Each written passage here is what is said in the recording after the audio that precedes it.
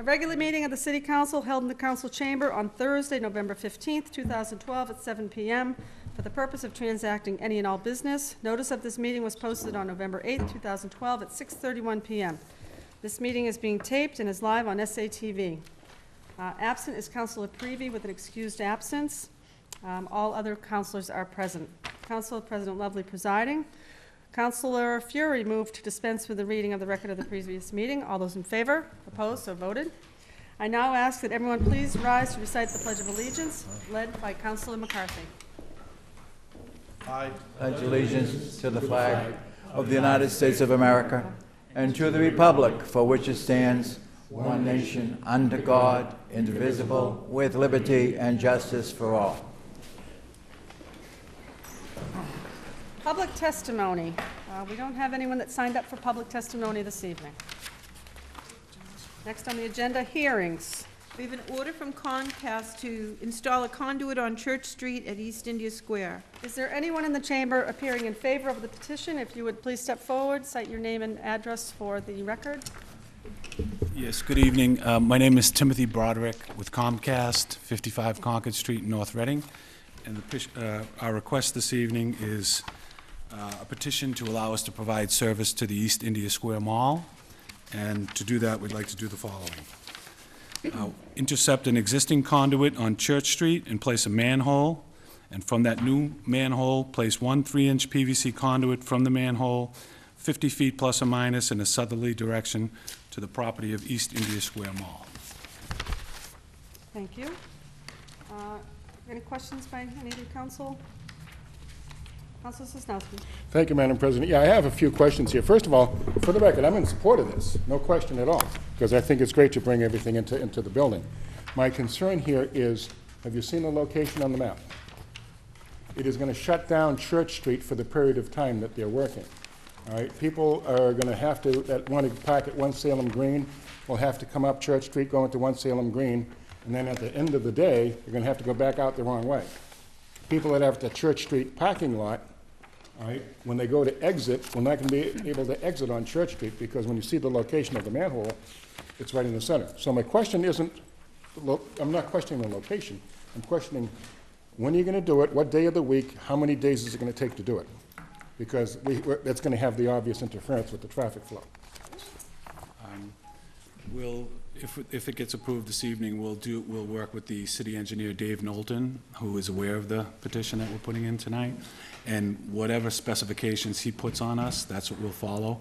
We're not 100% sure that the conduit is exactly in the middle of the road. Once we get the approval and get started, we're going to test to see where exactly it is. Hopefully it's not going to be right in the middle, but we're not 100% sure where it is. So we still have kind of some exploration to do the day of the job. So right. I think it might take a couple of days, I would think. Madam President, if I may, thank you. I mean, that for you to Tim, please. The concern here is you're putting in a vault. A vault is large. You're going to make a big hole, and even if it's on the side of the street, given the narrowness of that particular part where just before it comes to that long elongated island, right. All right, it's going to shut that road down. So I just want to make sure that we do it with the right timing, where it's going to have a minimal interruption to the businesses and the people that need the area, because that's a key area. Yes, I mean, so just absolutely, yes. That has to be paramount when you do this. And other than that, I'm totally in support of this. Thank you, Councilor. Any other questions, comments by the council? There being none, thank you. Thanks. Is there anyone else in the chamber in favor of the petition? Anyone in the chamber opposed to the petition? Councilor Sosnowski. Thank you, Madam President. I move that the hearing be closed. Councilor Sosnowski moves the hearing be closed. All those in favor, opposed, so voted. Councilor Sosnowski. Thank you, Madam President. I would move that this petition be granted. Thank you. There being no further discussion, all those in favor, opposed, so voted. Thank you. Thank you. Appointments and reappointments. Councilor O'Keefe. Point of personal privilege. Yes, sir. Go ahead. I'm speaking for the council, but I hope the rest of the council will join in some of my remarks. You only have one meeting left, ma'am, with us, which is going to be the 6th of December. Yes. And we're going to miss you, and I'm going to miss you, and I'm sure my colleagues are. But the wisdom, the patience, the integrity you brought to the office, being a mother, and doing everything you did, going to law school and everything, has been a tremendous thing. And we're going to miss you. And I supported you when you were Ward 3 councilor, if you recall, way back when. And I've met your father and your mother and your brother and your sister and all your family and your kids and your husband, and we're going to miss you, but God is good. You're going further, and good luck to you, and you deserve it. Thank you, sir. Thank you. Council Fury. Madam President, too, I concur wholeheartedly with Councilor O'Keefe there. I think Salem is really blessed. It's our loss, Salem. It's a win-win for Salem to have Councilor Lovely become our new senator, but it's our loss. It's our profound loss. I've had the pleasure and privilege and honor of serving with Councilor Lovely since she began. So you bring integrity and honesty and wisdom to the position as Council President and as Councilor, and I think we're so fortunate, sincerely blessed, as Councilor O'Keefe would say, to have you in the State Senate, and I'm looking forward to inauguration. And I would love to be there myself, to be there and share the happiness that Salem shares, that you won so well, and we're proud of you. Thank you. Thank you, Councilor. Thanks, Council Fury. Okay, thank you One very more. much. Wait a minute, because the other people. Council McCarthy. I almost had it there. Madam President, Senator-elect, I too want to rise and congratulate you. Early on, we all witnessed it, and I witnessed it firsthand, is the amount of work and effort that you put in for that Senate run, and you deserved it. You did all the work, and I had the privilege last week of introducing you to the crowd. It was funny because your husband looked at me and said, okay, we need someone to introduce Joan, and she kind of looked around. We didn't have a microphone, so we said, Bobby, you do it. And I said, I was very brief that day, and I'll be very brief now, and I just want to say I had the privilege of introducing my friend, my colleague, my mentor, and our next state senator, and I want to congratulate you, and I think that it's going to be our losses. This room's lost, but Salem still is going to have wonderful representation, as well as the whole district, with you as our state senator. I just want to congratulate you and wish you all the best. Thank you. Thank you very much. Okay, appointments and reappointments. We'll let this slide. Is the mayor's appointment of Karen E. Partinen to serve as the City of Salem's Park and Recreation and Community Service Director with a term to expire February 1st, 2014. Council McCarthy. Thank you, Madam President. I move for suspension of the rules. There being no objection, Council McCarthy. I further move for confirmation by roll call vote. Thank you. Under discussion? Under discussion, Madam President. Karen is in the chamber with us tonight. As you can see from her resume, she has extensive experience.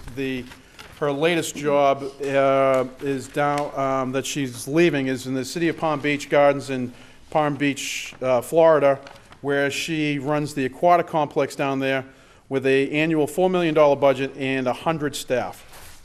I had the pleasure at the last Park and Rec meeting when they made the decision on her sending her appointment over to us. I mean, obviously, the appointment comes from the mayor. The mayor's recommendation was to the Park and Rec Commission, and then now it's come to us. The Park and Rec Commission unanimously approved her. I think she has, in Doug, I've always said Doug did the most with as little as he could. Every year when he came in front of us with regards to his budget, every year it seemed that we whittled a little bit out of here or there, and somehow Doug always seemed to make it work. I believe from reading her resume and having these privileges sitting with her for the first Park and Rec meeting, and everyone kept throwing work her way, and she wasn't even hired yet. I think she has a good mentality for the job. I think she's going to bring a wealth of experience to the job. I think she has the right temperament from sitting with her just briefly that one day. I could just tell that she's going to be a good fit for this position. And I wholeheartedly support the mayor and her recommendation for Karen for this position. And just for clarification, I just want everyone to know there was approximately 16 people who applied for the job. And everybody who applied for the job, even if they didn't meet the requirements of what went out when they listed the job for the requirements, if they were a Salem resident, they were given an interview. So I think that's important. And clearly, Karen rose above and beyond everybody else that applied, even the people from Salem. I think that she's got, like I just said, with Doug, she's got big shoes to fill, but she's willing to take on the challenge. And I wholeheartedly support the mayor's recommendation of her to fill this position, and I wish her all the best. Thank you, Counselor. Counselor Fury. Madam President, I concur with Councilor McCarthy's words, but this is a position that requires a person to stay there a long time. It's a very challenging position. It's had a lot of rough and challenging times. Possibility of a new council on aging, where it's going to be, and so on. So I sincerely hope Karen stays in Salem for a long time, because this position is very challenging. I have reservations myself. Of the 16 people that applied, several local people did apply. I knew several of the people that applied for the job, and there were two of them were super qualified for the job there. And I'm disappointed that one of the two didn't get it, okay, in there, because I think either one of them got. But it's the recommendation of the mayor, and it's the recommendation of the committee. And I sat down with the mayor yesterday. I concurred with her judgment of the committee itself there, but I'm disappointed that the two people from Salem, I won't mention their names, didn't get a situation, because this position requires someone to stay a long time. Commitment, even residency, I sincerely believe, to know Salem, to start off in a difficult position like this and not knowing Salem fully well, even though qualifications are there, the degree is there, and the background is there, and the enthusiasm is there. I think it's going to be very challenging. I just hope that Karen stays there a long time to give the Council on Aging, give Recreation and Parks a leadership and vision for our future, not just for a year or two. Sincerely, thank you. Thank you, Counselor. Con- Counselor Sisnowski. I'll yield the floor to Councilor O'Keefe. Counselor O'Keefe. Through you, Mr. President.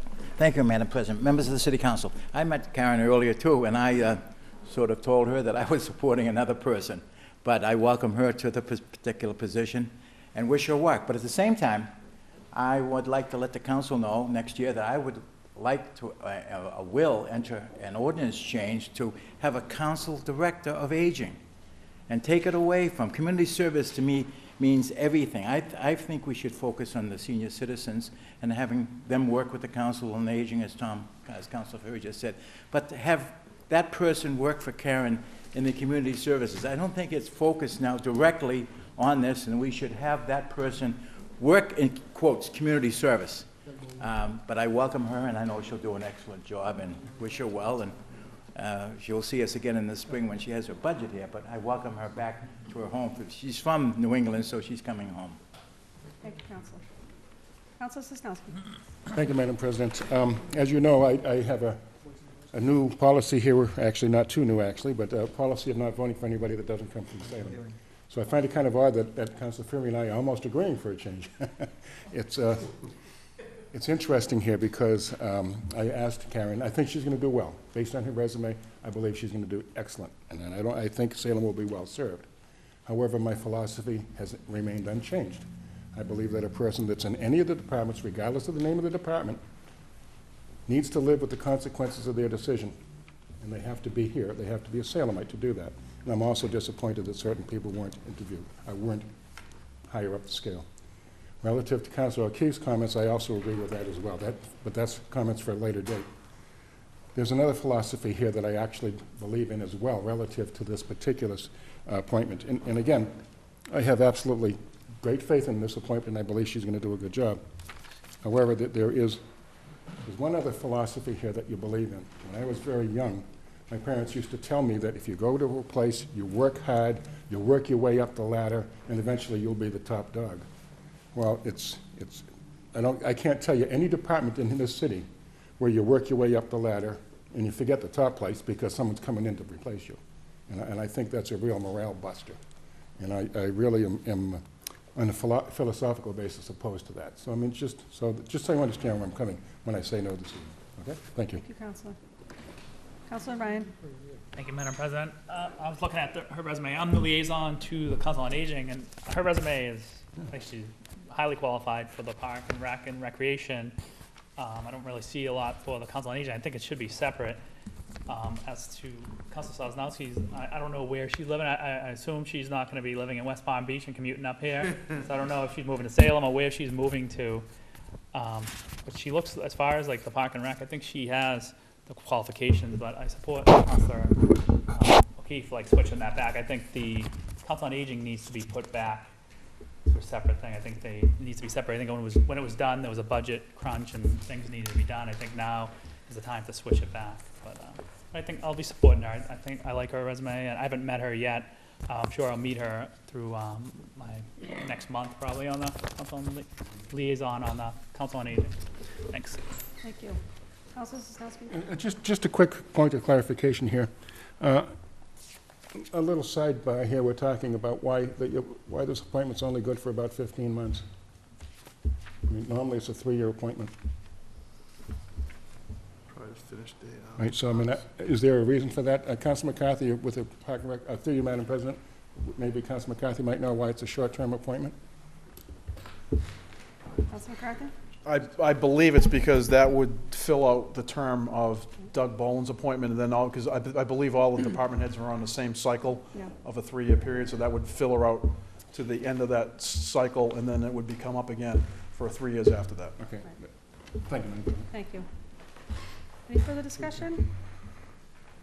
There being none, Madam City Clerk, would you please call the roll? Counselor Carr? Yes. Counselor Fury? Yes. Counselor O'Keefe? Yes. Counselor McCarthy? Yes. Counselor Ryan? Yes. Counselor Sargent? Yes. Counselor Siegel? Yes. Counselor Sosnowski? No? Counselor Terrio? Yes. Counselor Lovely? Yes.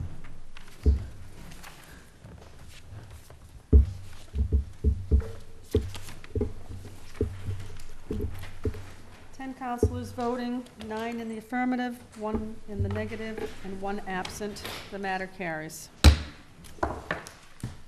Councilor McCarthy?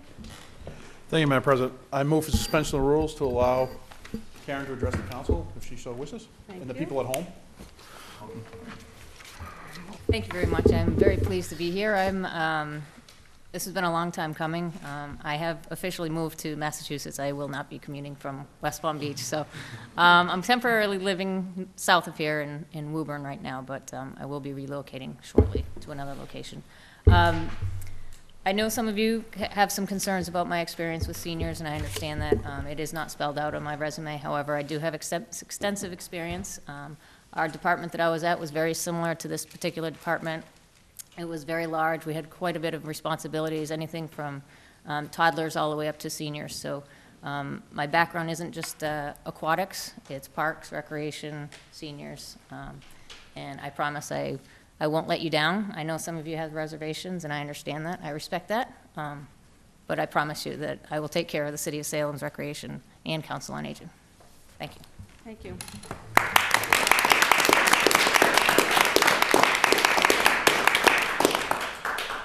Further appointments and reappointments. We have the mayor's reappointment of the following to serve on the Zoning Board of Appeals with the following terms to expire. Annie Harris, term expired June 1st, 2015, and Richard Dion, term to expire July 1st, 2015.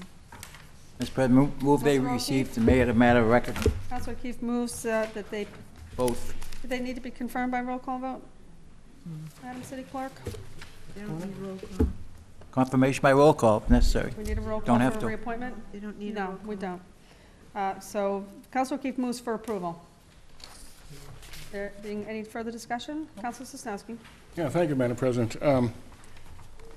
I just had a couple of questions I wanted to ask before we voted on this. I wanted to know what their voting record was on some of the projects here that have come into Salem here.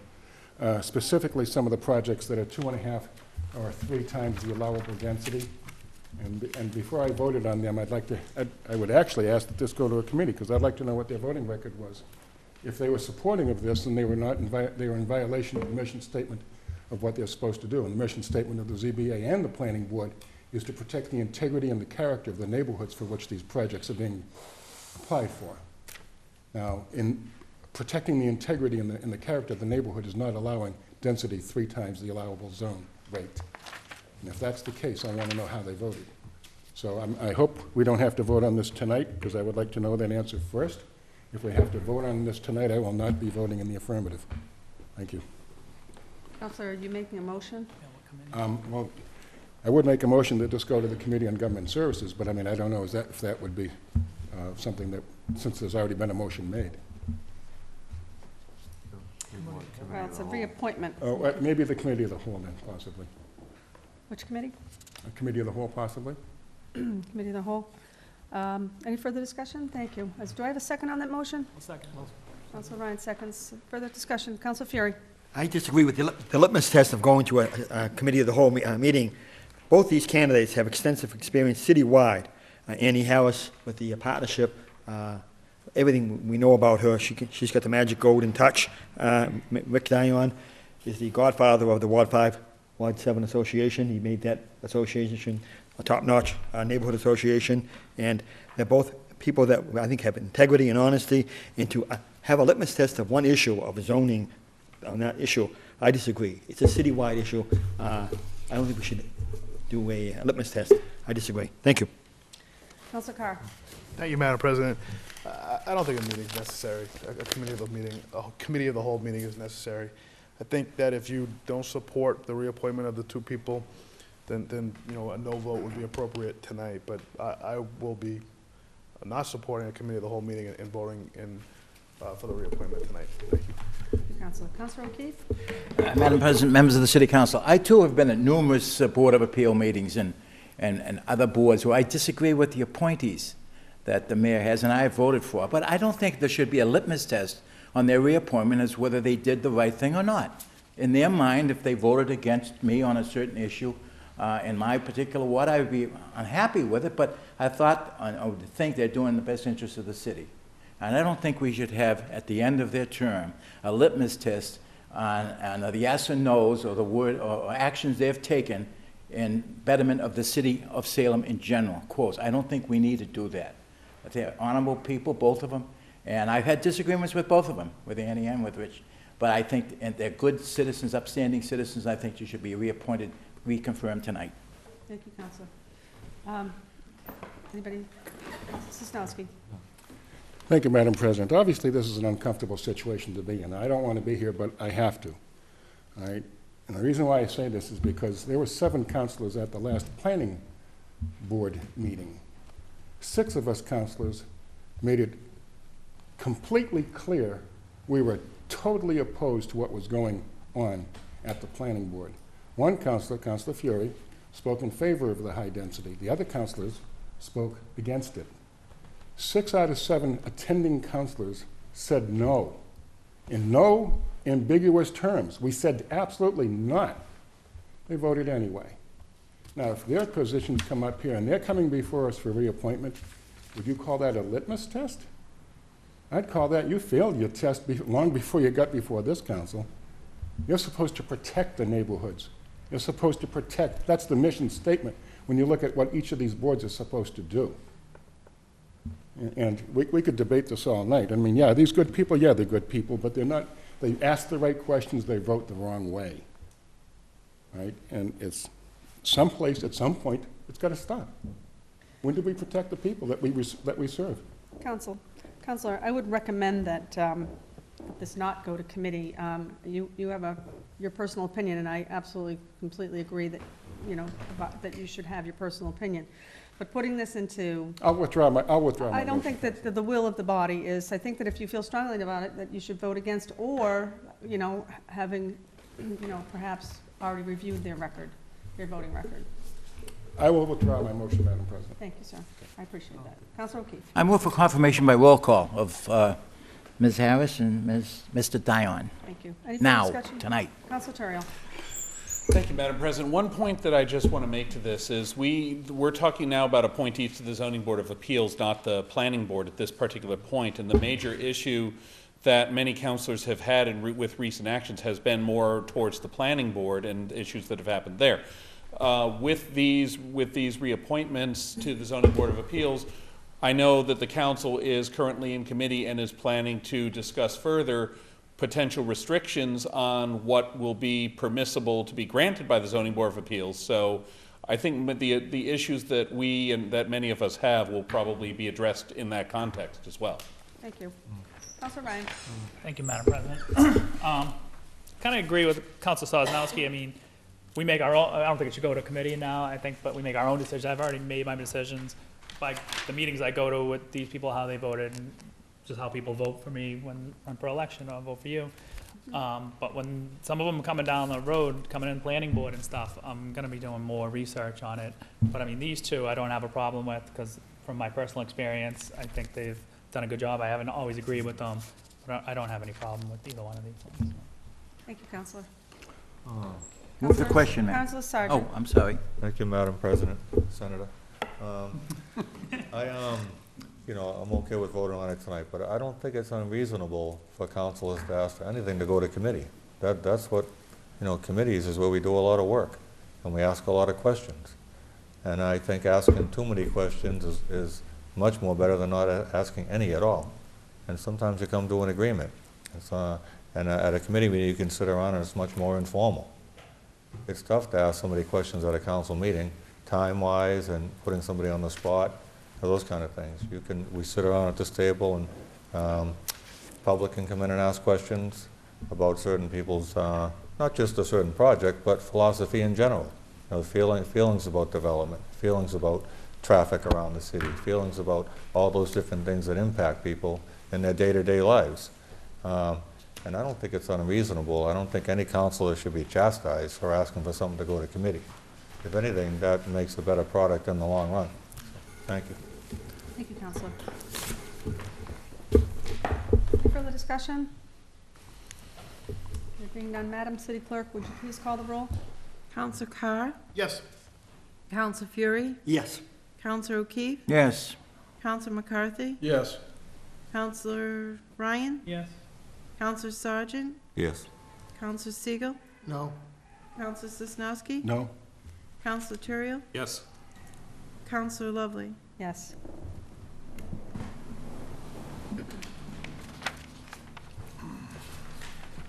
Ten councilors voting, 8 in the affirmative, 2 in the negative, 1 absent. The matter carries.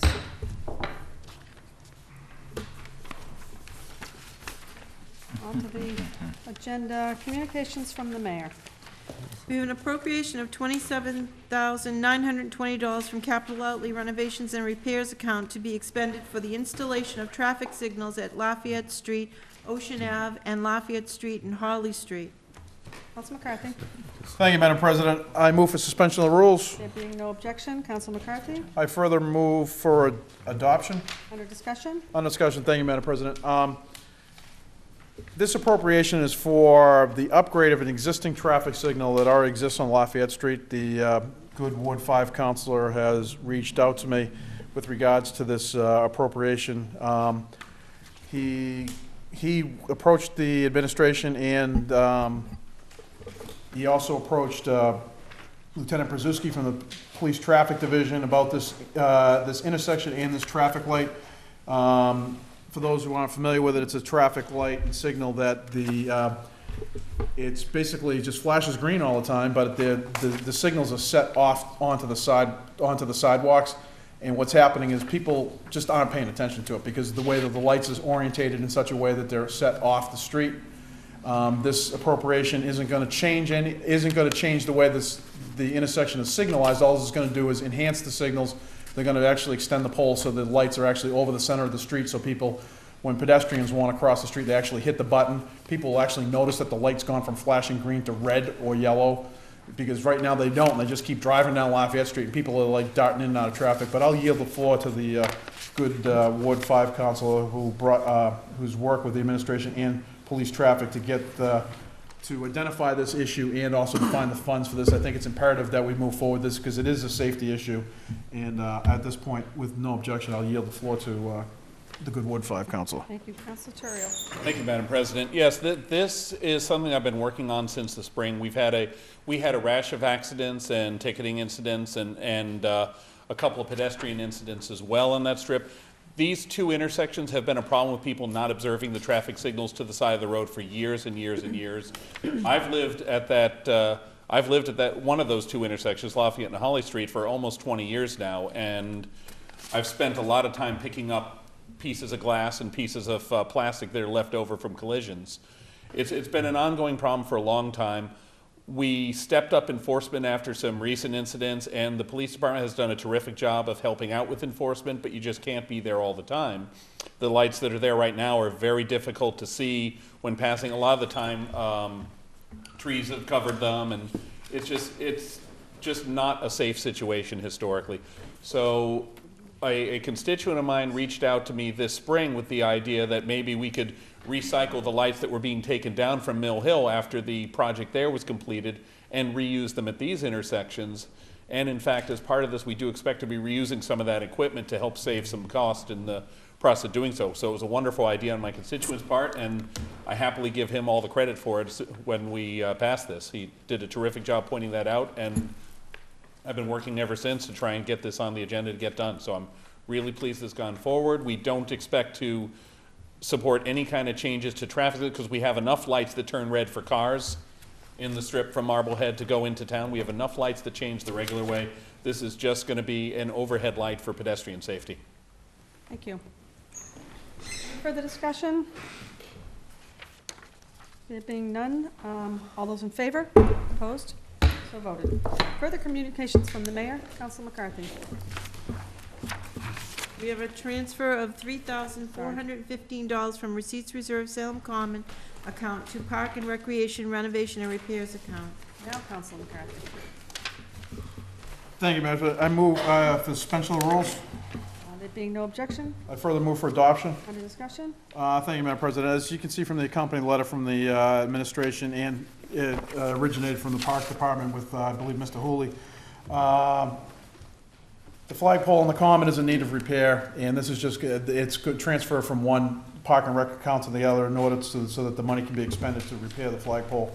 It's a 60-foot flagpole, and we're all very well aware of it. It just needs a lot of work to get it up and running and working properly. I know that for a while there, the flag was kind of, the assembly on top of the pole is called the truck, and somehow the pulley in the truck is, you can't get the flag was tattered, so it's become a nuisance, so, and they can't lower the flag, and, you know, to not be able to lower a flag, especially when it starts to get tattered, is not a good thing, so, the money needs to be expended to have that pole reworked on so we get it up and functioning, so I don't think that there's any need to bring it into committee and then refer it out in a couple of weeks. I think that it's an obvious basic transfer, amongst a departmental transfer that's needed for a repair that needs to be addressed. So I move for adoption. Thank you. Any further discussion? There being none, all those in favor? Opposed? So voted. Further communications from the mayor. We have an order to accept a donation from Target in the amount of $1,000 for the Salem Police K-9 program. Council McCarthy. Thank you, Madam President. I move for adoption. Under discussion. Thank you. I want to go on record as thanking Target for their generous donation to the Salem K-9 project. I believe from talking with Rosemary from the Mac Park Group, who spearheaded the K-9 movement, and the K-9, the acquisition and the purchase of the 3 dogs that we now currently have. I believe that the police department applied for this grant from Target, and I know that Captain Gilligan will be looking forward to receiving this money and put it into good use with the ongoing training and of the dogs. So I want to thank Target for the generous donation. Thank you. Any further discussion? There being none, all those in favor? Opposed? So voted. Further communications from the mayor. Received after the deadline of Tuesday noon in order to establish a working group to review the various community preservation committee and ordinance models and make recommendations. The working group shall consist of the representative from the mayor's office, 3 representatives from the city council, 3 representatives from the Salem Community Preservation Alliance. Councilor Keith. I move that we refer to the committee of the whole for their review and recommendation. Councilor O'Keefe moves for suspension of the rules. There being no objection. Yes. Councilor O'Keefe moves that the matter be Council referred Committee to of the Committee Whole. of the Whole. Yes. There being no objection, all those in favor? Opposed? So voted. Further communications from the mayor. Received after the deadline of Tuesday noon an order upon payment for unpaid parking fine and the donation of 2 non-perishable items for our local food pantries. The city collector shall waive the December 1st, 2012 to December 24th, 2012, up to $30 in late fees added to unpaid fines. Councilor McCarthy. Thank you, Madam President. I move for suspension of the rules. There being no objection, Councilor McCarthy. I further move for adoption. Under discussion. On a discussion, this is something that the city's undertaken in the last few years, and it's been nicknamed Peas for Fees, or whichever way you, however you ever want to nickname it. It's a way that it serves 2 basic purposes. You know, people bring in canned goods, and they're allowed to, if they have a parking ticket, they're allowed to some of the late fees that the city imposes on the ticket, we're allowed to waive. Obviously, if your ticket's long enough, you get fees imposed by the registry. We can't waive those fees, we just waive the city's fees. So in that sense, some people wait in order to, for whatever reason, to pay their parking tickets or whatever it is. And so now it gives them incentive to pay the parking ticket. We'll waive the fees up to $30. You bring in some canned goods that goes to a food pantry in the, in the Christmas season, and it just brings the revenue in at the end of the year. I mean, obviously, I know with the price of a parking ticket going up to $25, it's you're going to see some. I think you're going to see a little more movement on it this year. But it also gets those people who hem and haw and may potentially, wait to do it and get more added fees. And it's a nice opportunity for them, and it's something we've done for the last couple of years. I think last year they took out, I want to say, almost 2 truckloads of canned goods. So I think it's a good initiative, and I would move for adoption. Thank you.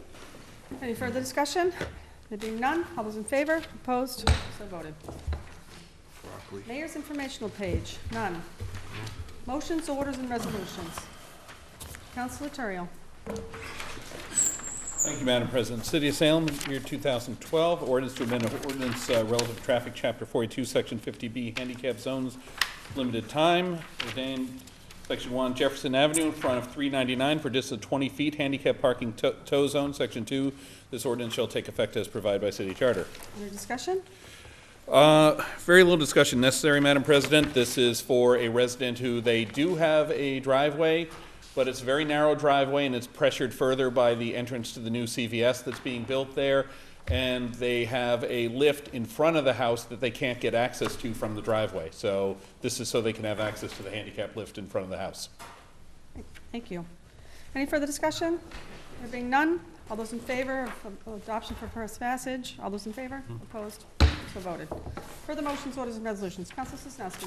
Thank you, Madam President. The City of Salem and City Council, November 15, 2012, ordered that the Committee on Community and Economic Development, co-posted with the Committee of the Whole, meet to discuss the restoration of the McIntyre Arch on the Salem Common, and that the following be invited: representatives of the Park and Recreation Commission, Planning Department, Building Inspector, Historical Commission, and representatives of the Salem Common Neighborhood Association, and a representative of the Salem Veterans Council. Thank you. Under discussion? Thank you, Madam President. Yes, under discussion. Basically, what this is about, normal day-to-day routine stuff that happens on the Common, we are very more than happy to let the Park and Recreation Committee do this. However, in this particular case, this could be a very, very expensive restoration project. It has a huge significance to the place, and I want to actually get all the players on the same page. And this is an action to do that, because if you've looked at that arch, you could almost go up and literally take a piece of it and pull it off with your hand. It is so rotted, all right? And before it falls down and before somebody gets hurt, there's some very intricate, very, very historic, actually, carvings on there that we want to protect. We want to remove those, put those in storage, and we want to bring the arch itself back to its proper state of conditioning, all right?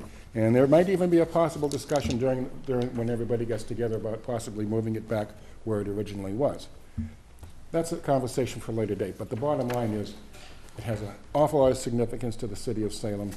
It's a historic piece. It's dangerously in a state of disrepair. We need to work, and I'm trying to bring all the parties together on the same page, because this is a major project that I don't think the individual departments have any budgets for. Toward that end, I'm actually going to be getting, I believe, a lot of help from the United States military, various engineering battalions to come in and help as well. And we're also having grants written applying to that. So it will hopefully, if it costs the city anything, it'll be a minimal amount, right? Because we're going to try to get the labor coming in from the veterans, because it is essentially a veterans arch anyway. So that's where we're going with that. Thank you. Councilor. Councilor Fury? Madam President, I strongly concur with Councilor Sosnowski. I had the privilege and pleasure at the Phoebe Essex Museum of meeting a patron coming in to visit who was one of the original designers and makers of that beautiful historic arch. And he says, what's happened to it? Where is it? And so on. And I was kind of personally embarrassed myself, as a citizen of Salem who loves history myself, to say to him, oh, it's falling apart and it's an historic treasure of Salem. But also, Councilor Sosnowski, the Community Preservation Act that was just passed by the voters could be a major tool for that, with matching grants. And some of us had some opposition to that. But lo and behold, the wisdom of the Salem voters voted that in. The Washington Arch would have been a premier site. Instead of wasting critical tax dollars from the citizens of Salem, the Community Preservation Act could get matching funds to allow that facility to be restored to dignity, moved if you wish, to wherever you wish to it.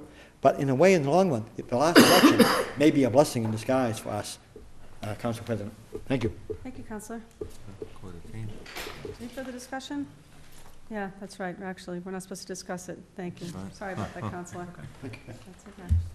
No further discussion. All those in favor? Opposed? So voted. Any further motions, orders, and resolutions? Counselor Ryan. Thank you, Madam President. City Council, November 15, 2012, ordered that the Committee on Administration and Finance, co-posted with the Committee of the Whole, discuss ways moving funds from the hotel meals tax revenue to offset the community preservation surcharge applied to residents. Also invite a representative from the Mayor's Office and Finance Department. Any discussion? Under discussion, brought this in, the Community Preservation Act passed in Salem, so it's gonna go on the ballot. It didn't pass in Ward 4, but, so we'll live with it, but I was thinking of a way to offset for the residents, that $30 charge if they move money over from meals, hotel, motel tax. But I also know from looking at before that it's not just 1% that's gonna be the surcharge, because it's gonna be up to 3%, and the 2% is gonna be coming from hotels, motels. So I wanna see how much money is in there, because obviously if we can use this money for supplementing the Community Preservation Act surcharge, we can probably use it to supplement, offset what the residents are paying, not the businesses, but the residents. And I just want to know what those numbers are, to look at a discussion, not that it would happen, but just to see what the number is, and see if it's possible. Because then we're still getting the match and everyone's still happy. But I just wanted something to discuss with the Mayor's Office, Finance, and City Council. Just a point of clarification. The surcharge that passed was 1%. 1%, but if you look at, when we got the thing in the council, when we shot it down, the mayor is going to use an additional 2%. They're gonna take money from the meals and hotels tax to supplement it to get up to 3%, so they can get the maximum match. When we got the order, when we first voted on it, it was in there, and it's in this thing that she I sent. just want to be clear for the people at home that it's 1% on the person, and then the Thank you. other 2% is coming from meals, Just hotel. don't want people Yeah. at home, because people are It's not confused gonna be- now. it's not gonna They be think it could 3%. go up to 3%. I Yeah. want people to know it's 1%. It's 1% on the residents, Yep. and the other 2% is coming from the hotel, motel. Thank you. There being no further discussion, all those in favor? Opposed? So voted.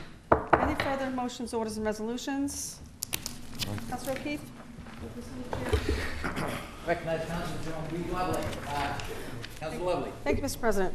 The City of Salem and City Council, November 15, 2012, ordered that the City Council meeting scheduled for the month of December be changed from the 13th of December to the 6th of December, 2012. All in favor of acceptance of the remarks? Under discussion? Ma'am? Thank you, sir. Actually, we were able to do tax classification on December 6th instead of December 13th. I've actually told all my fellow colleagues about being able to do it that night. That was preferred evening, so we will meet on December 6th to do tax classification and the last council meeting of the year. All in favor? Opposed? Unanimous. Thank you, sir.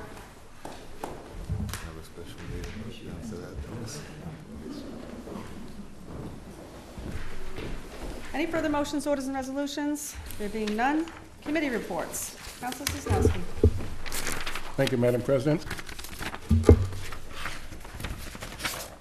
The City of Salem and City Council, November 15, 2012. The Committee on Ordinances, Licenses, and Legal Affairs, to whom is referred the matter of granting certain licenses, has considered said matter and recommend approval of the tag days, three tag days: Salem High School Swim Team, Salem High School Basketball Cheerleading, and Salem High School Class of 2012. On acceptance of the committee report, all those in favor, opposed, so voted. On adoption of the recommendation, any discussion? No discussion. Thank you. All in favor, opposed, so voted. Further committee reports, Councilor Sosnowski. Thank you, Madam President. The City of Salem and City Council, November 15, 2012. The Committee on Ordinances, Licensing, and Legal Affairs, to whom is referred the matter of a request of a Shabbat on the North Shore to construct an air roof. Forgive me if I'm mispronouncing these. Has considered said matter and would recommend that the matter remain in committee until the Verizon and National Grid issue issue a license agreement. Thank you. On acceptance of the committee report, all those in favor, opposed, so voted. On adoption of the recommendation, under discussion. Thank you, Madam President. Yes, basically, we had a pretty interesting conversation with this particular meeting. We had three representatives here. First and foremost, we had the city electrician, John Giardi. We had the National Grid represented by David Gendel. And we also had Verizon represented by former Mayor Stan Yusevich. We came in, there was a lot of give and take. Where is it going? Who said yes? And the other communities said yes. Have we said yes? How many of these poles are ours? How many of them are joint-owned poles? The bottom line is, when it was all said and done, Verizon has issued a license. However, National Grid in the past, maybe 10 years ago, issued a license.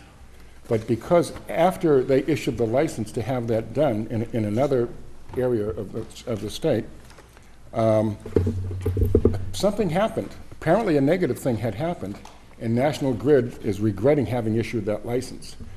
In these new petitions that it came before us today, they are not going to issue a license. All right, so given the fact that these are joint-owned poles, and the city really doesn't own these poles, all right, it's actually between the two people that own the poles as to whether or not something can be put on them. We are going to take the position as a committee, the committee's position that they're recommending to the full council was to take no action unless both of these utilities can get it together and agree. And if that happens, then we'll take action at the city level. But until that happens, we're going to just let it remain where it is. Thank you. Any further discussion? There being none, all those in favor, opposed, so voted. Further committee reports, Councilor McCarthy. Thank you, Madam President. City of Salem, City Council, November 15, 2012. The Committee on Administration and Finance, to whom was referred the matter of a $1,262,912, well, let me read that again, $1,262,912 in appropriation from free cash to the stabilization, CIP, and OPED funds, has considered said matter and recommend approval. On acceptance of the committee report, all those in favor, opposed, so voted. On adoption of the recommendation, under discussion. Thank you, Madam President. Earlier this evening, the committee met with Mr. Biscay, and as seen in the enclosed paperwork, the Department of Revenue certified our free cash in the amount of $2,525,829. And in keeping with our current fiscal policies that have been set up over the last bunch of years, we take 20% of that and put in stabilization, of which now the stabilization account is up over $4 million to a point where when the administration took office almost 7 years ago now, it was less than $100,000. So there is some money in stabilization. We also put 20% in the capital improvement into the CIP, and we put 10% in the OPED liability. That's the unfunded liability that the city has with regards to health, pension, and all those related costs. By state statute, we're not required to have that fund, but we were proactive a year and a half ago. We passed to form that fund. We put some seed money in it last year, and part of the fiscal policy we created was to put 10% of free cash into that, because eventually it is the belief from Mr. Biscay, the finance director, as well as everything that we've heard in finance, that at some point the state is going to make us put us on the hook for that. So we're going to have to start that fund. So we've been proactive, and actually when Powers and Sullivan, they come in and look at our financial policies, they're very happy to see that we've already started that. Some other communities have started that and have only put $1 in there just to be ready for when it happens. We're actually proactive. We've actually put some money in there, so that looks favorably on our bond rating. The remainder of the money, the $1,262,912, that stays in free cash, and then typically what happens is we use that for emergency situations, or as what comes through a lot of time in finance, that will get appropriated out for whatever repairs or what's needed. And then typically at the end of the fiscal years when we close it out, if there's anything left, sometimes we move that into stabilization as well, or sometimes we use it to buy down something. So it's consistent with the practices that we've been adhering to the last bunch of years since I've been on the council, and so the committee's recommendation was for approval, and I would recommend approval as well. Thank you. Any further discussion? There being none, on adoption of the recommendation, all those in favor, opposed, so voted. Further committee reports? Who is reading? Council Freedy, is it? I guess I'll play Council Privy tonight. There you go. Thank you. Thank you, Madam President. Which one are we? City of Salem, in the City Council, November 15th, 2012, the Committee on Public Health, Safety, and Environment, co-posted with the Committee of the Whole, to whom was referred the matter of changing the title of Health Agent to Health Director, has considered said matter and would recommend that the Board of Health take formal action to change the job title. On acceptance of the committee report, all those in favor, opposed, so voted. On adoption of the recommendation, under discussion? Basically, when we had the Board of Health, a few members of the Board of Health in to discuss this, the health agent, Larry Ramden, was in to discuss this, and my understanding was it was something that could be done without the City Council's approval. And with that said, that's why we took the action that we're taking today. Thank you. Any further discussion? You can ask for a vote. Okay. We need to take the back of that, we need to sign the back. Councilor Sosnowski, did you have any? No, I'm just teaching the protocols. Oh, thank you. I'm sorry, Okay. Madam No, President. that's okay. Council Sergeant? We're only want to change the third one down, changing the job title? Yes. Yeah, we skipped ahead. All right. Yeah. Oh, yeah. Did I miss one? Council I'm Sergeant? sorry. That's No, okay. that's all That's right. fine. No, thank you, Madam President. I don't see any reason to change it. I haven't been given a good enough reason. It's really not broke. I don't think there's anything that needs to be fixed. I mean, we could change our title to Alderman tomorrow, but we're still city councilors. You know, we were talking, I said, police chief could become police commissioner. It's still the same job, doing the same thing. And I don't see any valid reason for changing it. I mean, I just would rather see it just remain the same. Thank you. Thank you. Councilor Terrell?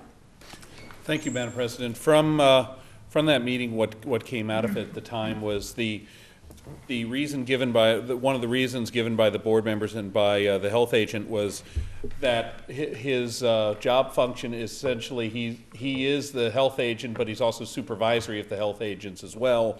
They wanted to change the title to reflect that. The understanding that we had from that discussion is that because he reports to the Board of Health, and is hired by the Board of Health, they have the right to call him whatever they want.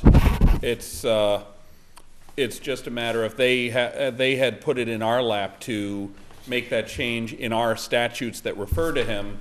However, what we came out with out of that was that, as with the other matter that will be discussed following this, what came out of this is that we asked the Board of Health to formally make the request of us to change it in our statutes to whatever they decided his job title should be going forward. It doesn't have the change, however it happens, has no impact on his hiring process or his responsibilities or or his reporting structure. It's something that they want to do internally, so we voted to go forward with it and let them make the recommendation. Thank you, Councilor. Councilor Ryan? Thank you, Madam President. Yeah, I'm not big for changing the name. There's always something else to it. It's not just changing the name, there's a reason for it. Although back, was it 84, I want to say Salem used to have a marshal and now we have a police chief. I don't know what the difference between the two is. But I don't think it's broken and I don't think it needs to be fixed. There's no reason to change the name. If they want to change over in the health department, they're apolitical, they can do it, but I don't think we should change any ordinance or anything. We should still be the health agent. That's what it is. Thanks. Councilor O'Keefe? Through you, a point of order. We're dealing with the first matter here. What are we doing? No, actually, The third. actually, my mistake. I skipped to the third. I missed this first and the second to come So- next. It's fine. So what happens to the first and second? Doesn't that go in order? Back to them. It's fine. We'll work Well, with I it. agree with my colleagues. I don't think we should change the title of the agent of the Board of Health, and I made it clear to Mr. Ramden the night we were here, as a member of the committee. I believe it's a very old traditional, set up by the legislature in 1919 at some point like that, and he should be called the agent of the Board of Health. Leave it alone. Composition of the board should be reduced, not the agent's title. Counselor, Thank you. If you read the Mass General Law, and unfortunately I don't have it in front of me, if you read the law, it says in it, agent or director. They're interchangeable. So it really, I think, is just kind of a local tradition One doesn't really trump the other. It's whatever the local tradition might be. But Council Fury and then Council I Sisnetos. strongly concur with Council President there. We have a director of public health, director of the DPW. We have the director of the Salem Public Library. And in most cases across the state, the health agent, we consider the health agent, is considered the health director. The Board of Health is still going to choose the director of the Board of Health. There's no change. It's just the title. It shouldn't be a fear factor on our part. I serve in the Board of Health. They're all professional people. We're very lucky to have the Board of Health serve us professionals all the way down. Apolitical, as Councilor Ryan said. Apolitical. So I don't think it's a fear factor on our part. It's a professional delegation that Mr. Ramden, who is the health agent, wishes to be called director. We call the director of the public library the director, without reservations. The director of DPW, without reservations. They're professionals. And the state concurs too. Why there was a fear factor here, all of a sudden, no, past traditions. This is 2012. What we did 20 years ago, it's not necessarily relevant. The position in Mr. Ramden comes with high credentials. Anybody who has met him along the way, this, our present director, has top-notch. We've had top-notch relationships with him on the subcommittee level all the way through, citywide. We're very lucky. And on a professional level, he wants to be called director. And I think he should be considered director as the state concurs. Thank you. Thank you, Councilor. Councilor Sargent. Thank you, Madam President. Again, the state is neutral on this. It can be either or. But, you know, as we've seen in many things around here, things can be defined a certain way. Right now, they're defined as they is, and they've been that way for years. So there's no debating that. We, you know, we had a debate over blocking a sidewalk versus obstructing it, and we lost that debate over the word obstruct. And sometimes things get changed, and you end up losing out on the new definition. Right now, we're not losing out because there's no new definition. But a director is director of a department. An agent acts for somebody else. Your real estate agent is not your real estate director. Your real estate agent is your agent, acts for you. And the health department agent is an agent of the Board of Health. And that's what makes the distinction. It's clear. He's an agent of the Board of Health, not a director of his own department in that sense. There's a board there that you're an agent of. That's different than being a director of a department where there's no board controlling that certain department. Just like your real estate agent acts for you. It's not your real estate director under their own control. Thank you. Thank you, Councilor. Councilor Sisnetos. Thank you, Madam President. I mean, I'm not going to repeat what everybody else has also said, but I'm going to agree pretty much with the simple statement that Councilor Ryan said. It ain't broke, don't fix it. Also, I'm also going to ask for a roll call vote on this, please. Thank you. Any further discussion? There being none, do I see 3 hands for a roll call vote? Okay. Madam City Clerk. Councilor O'Keefe. Point of order. So we're addressing the title of health director, a health agent to a health director. Yes. Correct? A yes vote will change the title, and a no vote will keep it. Excuse me, we'll change the ordinance. No. No?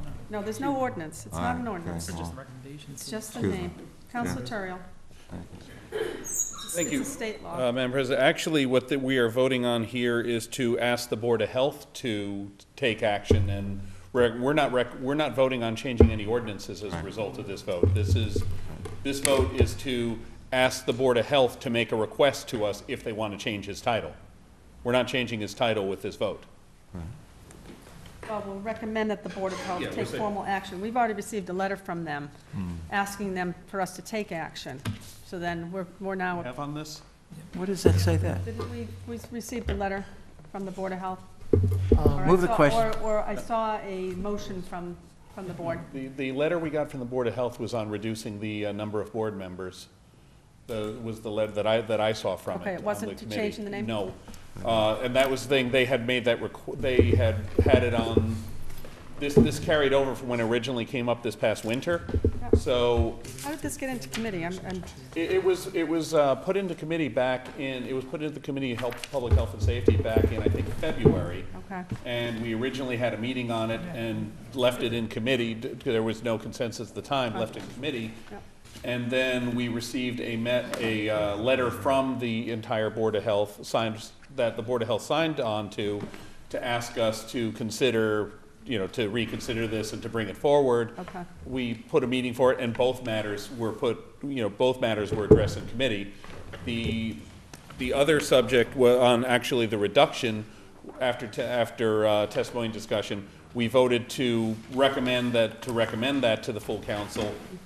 However, the job title change, we left at that point in the committee, we left that as a matter of, said, if the Board of Health wants to make a full recommendation, much as they did with their numbers, they should make a full recommendation to the council, and then we would bring it out of committee at that point with the discussion. There wasn't any action taken on that matter other than to leave it in committee, so. All right, thank you. This part wasn't in. Councilor Thank you, Segal? Madam President. Councilor Turiel is 100% correct. Okay. The order is that the Board of Health take formal action to change the job title. Okay, thank you. Any further discussion? Council McCarthy? Madam President, just for clarification, I know that it's been requested for a roll call vote. What, if you could just clarify what we're taking a roll call vote on? Thank you. The request is that the council recommend that the Board of Health take formal action on changing the health agent to health director. So a yes vote would be to recommend to the Board of Health that that change take place, and a no vote would be that it not take place. Okay, Councilor Terrio? Yeah, I think in this case, it would really be to just, tell the Board of Health with this vote that if they want to change it, well, they can change it regardless, but if they want to have us recognize a change in it in statute, then they need to ask us.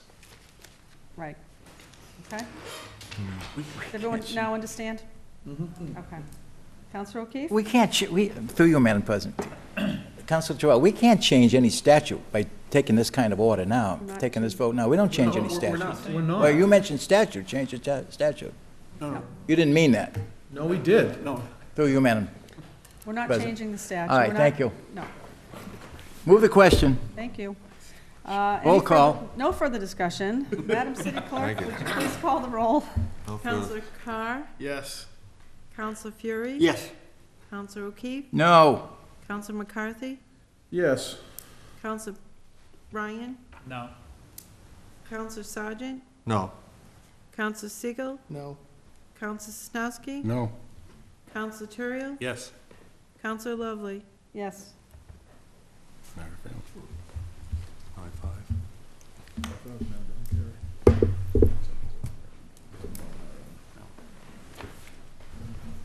Ten councilors voting, 5 in the affirmative, 5 in the negative, 1 absent. The matter does not carry. To move immediate reconsideration, does not prevail. Councilor Sargent moves for immediate reconsideration in the hopes it does not prevail. All those in favor? Opposed? Opposed? Nays have it. Further committee reports. Councilor Councilor Creevy. Siegel. Thank you, Madam President. Madam President, just a point of clarification, the next two committee reports are Yes. pretty similar. They are. It's going to be the same basic discussion. Okay. Would it be wiser to read them both and then discuss them, or should I take them one at a time? You need to take Why them. don't One you at a take time? them one at a time? Okay. Yeah. And this one That's the is way they the home present rule it. petition. Okay. City of Salem and the City Council, November 15th, 2012. The Committee on Public Health, Safety, and Environment, co-posted with the Committee of the Whole, to whom was referred the matter of reducing the number of Board of Health members from 7 to 5, has considered said matter and would recommend approval. On acceptance of the committee report, all those in favor opposed to voted on adoption of the recommendation. Under discussion? This is what was actually mentioned about the Board of Health's letter that was sent to all the councilors. Currently, the Board of Health is at 7 members. One was not asked back. One, I believed, resigned, so they're down to 5. So the Board of Health came in and asked the City Council to reduce the number, so it would be easier for them to make quorum and to vote on, to have quorum and to have meetings. That's basically the crux of the meeting. Thank you. What I would ask, Judge, I'd move for a roll call vote on this. Do I see 3 hands for a roll call vote? Thank you. Okay, Counselor Fury. Yes, please, Madam President. I have the privilege and pleasure of serving with such a professional board, the Board of Health. And in the last 2 years, it's been hard to get a quorum, sincerely. And they're very professional and very busy people. And they're top-notch from Dr. Palumbo all the way down as chairperson. And most cities and towns have a very small board, about 3 members. And they're very professional as a board. Statewide, mostly are 3. We have had a tradition in the last number of years, and Councilor O'Keefe will be glad to echo some of the experience that he served in the past, to have a larger board, because of the Shaughnessy Hospital had a board, they combined. Now, in the 21st century, now 2012, the current Board of Health, a unanimous opinion of the Board of Health, all signed a petition saying it would be in their best interest to be a board of 5.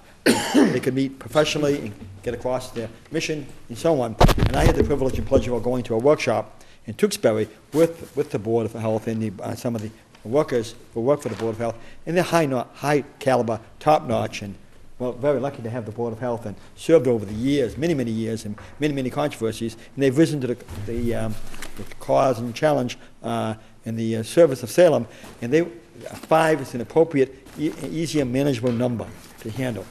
And I think if there's any fear factor on the city council, as there was in the last motion, there shouldn't be a fear factor. These are 5 professional people that are appointed by us with the approval of the mayor, and we approve them, and we're very lucky to have them. We've all voted for them.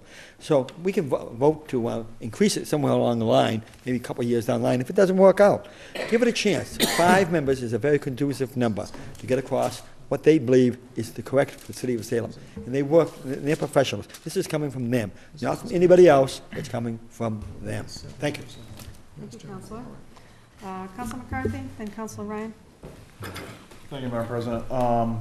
Through you to the acting committee chair, if he could just basically, from the notes from the meeting, or if he can remember himself, basically just a brief history of why we're at 7. I know a lot of other communities are at 3, and I know it has something to do with the hospital and some combination. And secondly, could he please tell us what the vote was on that issue as it came out of committee and now appears before us? Me too. Counselor? Unfortunately, I don't have the notes. Paul has the notes. I'll try my best. Councilor Toriel was there. I think hopefully he'll help me on this. I believe way back when, as it was mentioned by Councilor Fury, we had the hospital and the Board of Health, and it was merged. It was merged to 7 way back when. We've been 7. I also think it's a we had to go through the state to get state approval to go to 7. So I don't believe it's something the city council can change without going back to the state and having the state address that. Petition. With a home rule petition, which is actually the next one. With that said, that's basically my understanding of why we were at 7. The vote came out 3-2, and I was opposed, and I'm going to address that after when I speak. But I hope that answers my brother's question. Thank you. Counselor Ryan and Counselor Turiel. Thank you. Well, as far as last year, when we had, when Counselor Carr had won his seat, I had to do some research on how we were going to have the appointment, and that's where I stumbled across in the early 70s when Zoll had left and was looking at stuff like that, and I stumbled across the act where it created the 7-board member. And they did it because of, they had the 2 boards, they combined and made 7, and they went through, it's an act of the legislator. You had to do a home rule petition to get 7 back at that time.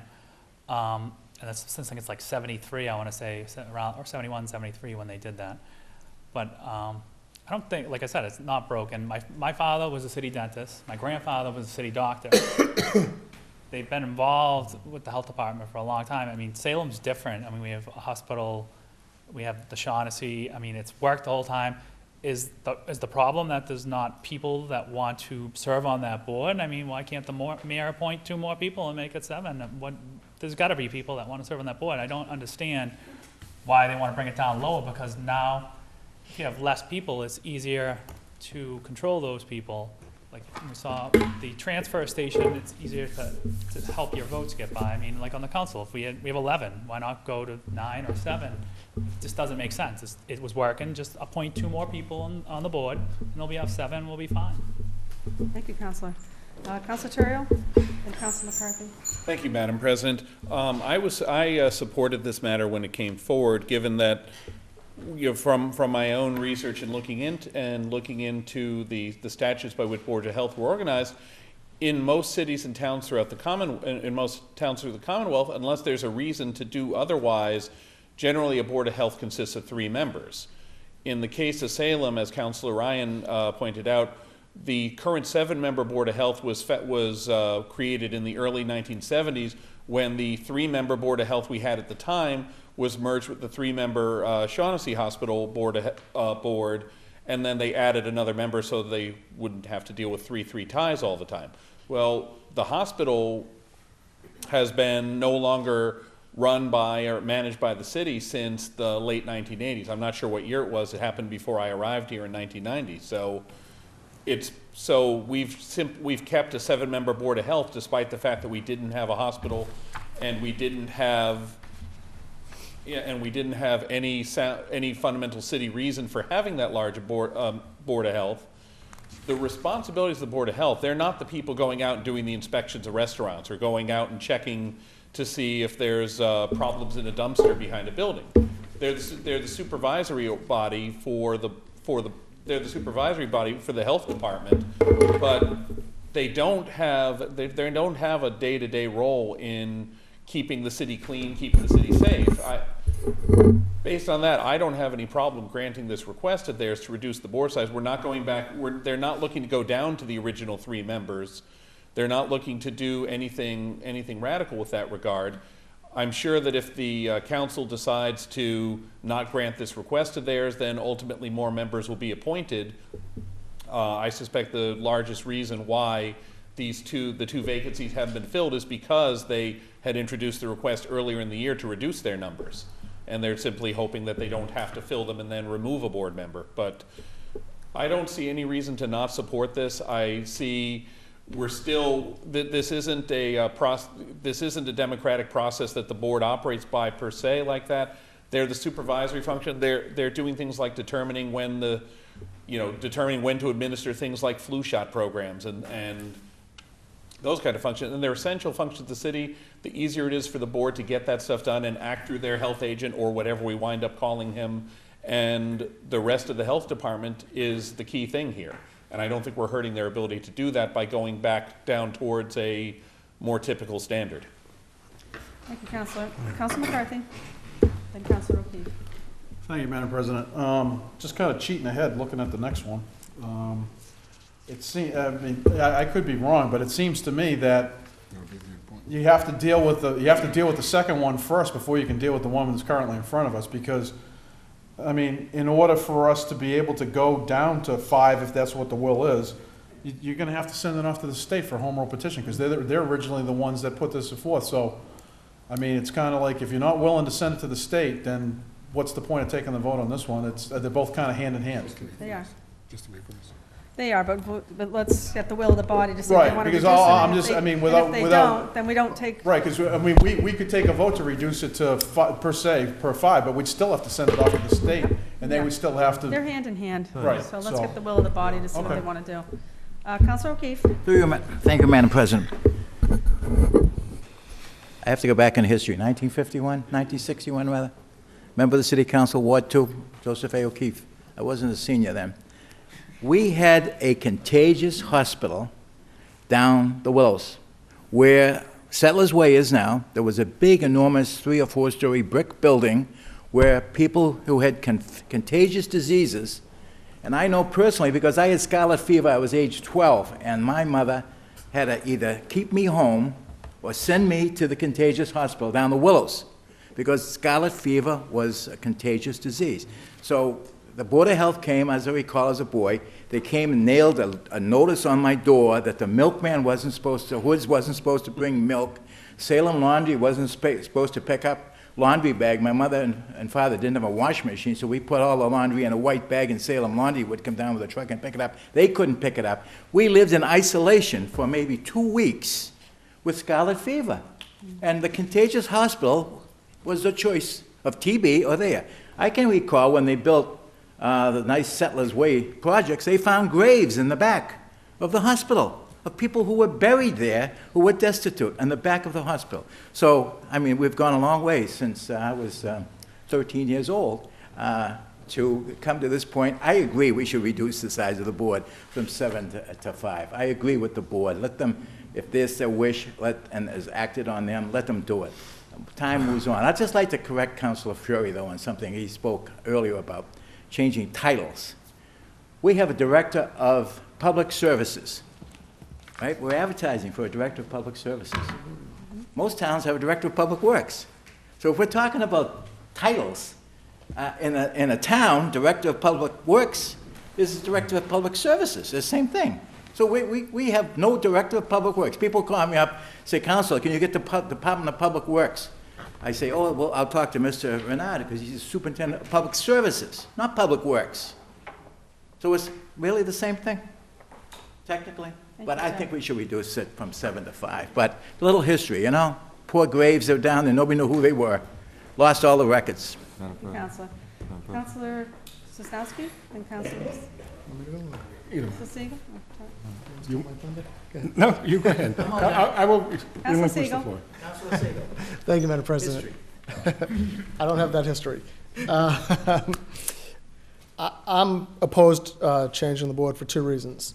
The first reason being, I believe in having more people than less is beneficial to the city.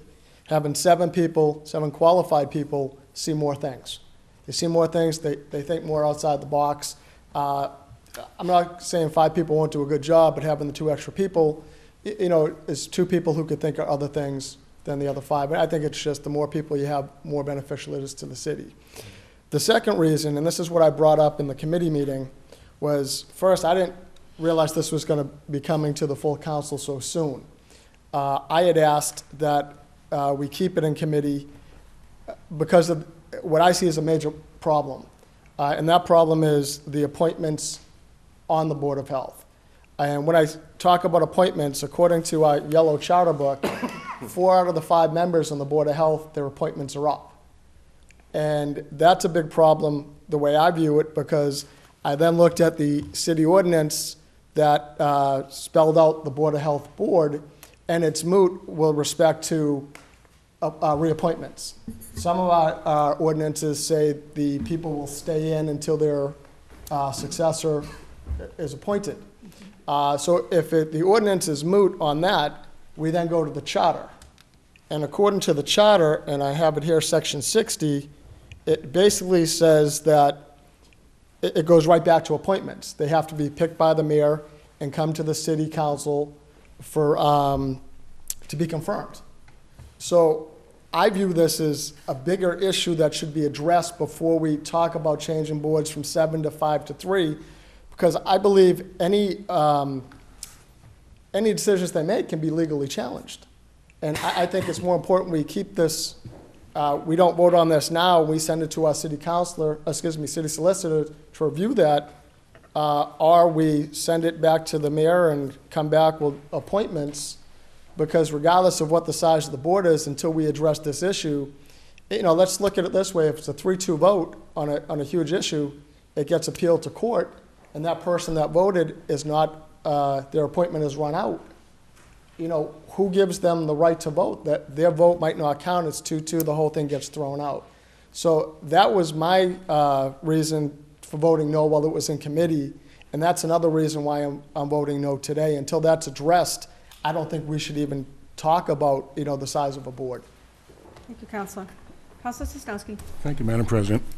Yeah, I also am opposed to this change, but I have several different reasons for this. First of all, everybody talks about how the original formation was for 7 because we had the Shaughnessy Hospital we were managing at the time, as well as city services. Well, I would ask, maybe the historians here, the amount of volume of work that needed to be done by this Board of Health back when they were doing both things, I would probably dare say, probably accurately, was a whole lot less than just the city side of it right now. So even though it's been a separation, the things that we have to deal with within this city have become so numerous, so complex, so involved, and ever evolving as with all the new medicines that are coming out and all the new decisions and new potentials for pandemics and all the stuff that we've been hearing about. right? The last thing in the world we need to do is go less, especially since there's also talk of not only, you know, we say we lost the hospital, but someplace in the background is lurking a proposal for a regional health board where we're going to be taking 6 more communities under our wing, or we're going to be part of a total of 7 communities. So how can we tell ourselves that we actually have less of a need when in fact our job is going to get immense if that ever gets approved? All right, and going from if we go from 7 to 5, going back up to 7, that would never happen. I mean, once a cut's made, we're there. All right, so I mean, there's a lot of things happening here, and also, then we also talk about, you know, the protocols here relative to the charter. I'd like to know more about that as well. So I'm not going to be supporting this if we have to vote on it this evening, all right? Because I totally believe that we need the more people that can take a look at a problem, the better answers we get for solutions, all right? And quite honestly, it's almost like anything else that happens when you go to a hospital. When they go to a hospital and they have a real problem patient, it's not 1 or 2 people that kind of go over the records and see what's wrong. It's a committee of people, because they need a lot of varied points of view to try to find out what's wrong with this particular challenging individual. All right, so I think the more people that can analyze something, the better off the city of Salem will be served. And for a multitude of reasons, most of which have been already said here, I'm not going to support this. Thank you, Councilor. Thank you. Councilor Fury, then Councilor Sargent. Madam President, I think we have the, I mean, if I may, as a council liaison to the Board of Health, call upon a personal privilege to introduce the Dean of the Board of Health, who's here in the chamber tonight, and it came from them as it came unanimously from that board as a 5-0 vote to consider the reduction of that board. Could we possibly have him speak on that issue? Is there any objection? Yes, Mr. Fair? There's no objection, yes. No objection? Yes, thank you, Councilor Fury. The board did actually vote to reduce its own numbers. It's more of an expedient. A 5-member board, you have a 3-member quorum. A 7-member board, you have a 4-member quorum. While the board members all have backgrounds in public health, we have a nurse practitioner, a physician, a school nurse, a health director, an owner of an EMT or paramedic business, and they're all people that could actually work in the field and be helpful and do different things. The board is really just sort of a policy-setting board, a board of directors, and a judicial board, not really field workers. And this request has come from the board. I'm not exactly sure how the legislation works. We requested that it come to the city council. I think it may have been introduced by the mayor, but the city council, the city charter creates the council, and my understanding of the charter is that it creates the Board of Health, and that's why we're here asking you to reduce our numbers and to request a home rule petition with the state legislature to bring it to 5 members.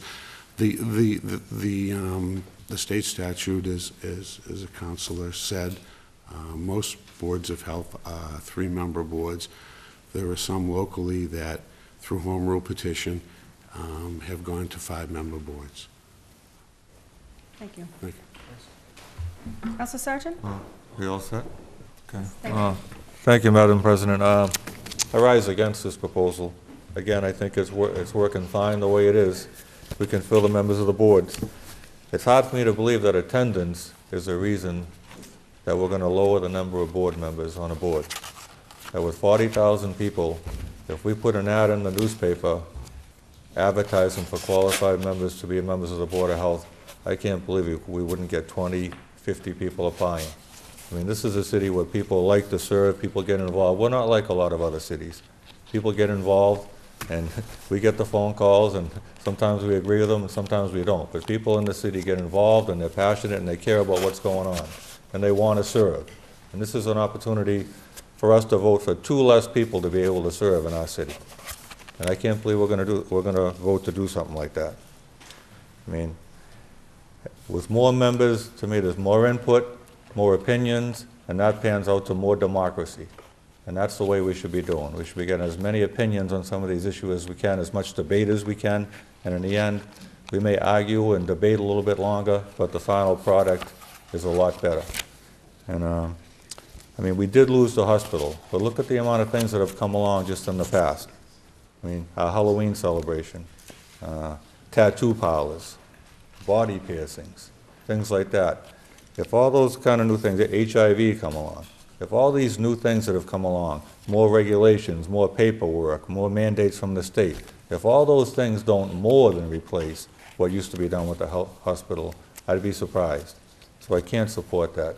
We have people willing to serve, and let's keep that board member at 7. Thank you. Thank you. Councilor O'Keefe.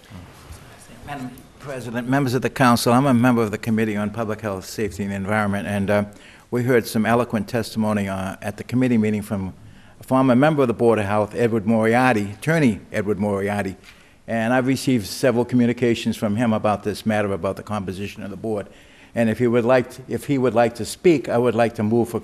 I'm a favor of reduction. He's opposed. So I would like to have equal time given to the other side if Attorney Moriarty and the wisdom of the council would like to hear a brief presentation on why we should not do this. We heard, the committee heard it. Now I'd like the whole council to hear it. Councilor O'Keefe moves for suspension of the rules to allow Attorney Moriarty to speak. There being no objection. If he wishes to.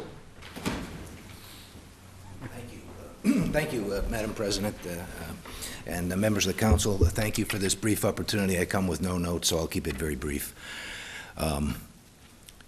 There's 3 reasons why I am opposed to it. Also, as a point of correction, actually, I'm a former member of the Board of Appeals through you, Madam Council, rather than the Board of Health, although I have a lot of health experience, as I indicated at the committee, through family relations and also through legal relations, as I was an assistant city solicitor in the city of Melrose for years.